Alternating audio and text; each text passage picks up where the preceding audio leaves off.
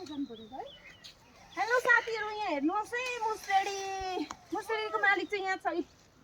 हामी चाहिँ यहाँ मुसलेडी टिप्दैछौँ तर मलाई चाहिँ खोकी लाग्दैछ हो यसको चाहिँ जाम बनाउनु लागि चाहिँ एकदम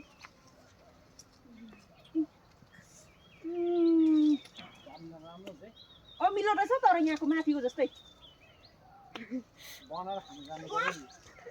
रहेछ साथीहरु मुसलेडी खान्छ भने आउनु है पाकेको नि हुन्छ होला काँडा रहेछ काँडा हुन्छ नि पाकेको माथि टिप्दै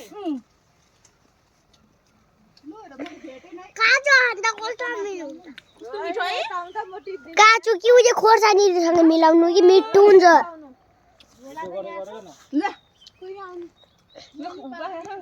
काँचो राख्नु कि होइन घरमा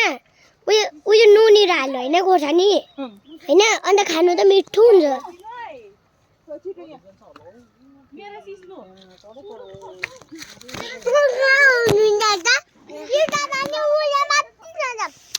मेरो क्यामेराम्यानहरु हेर्नुहोस् नि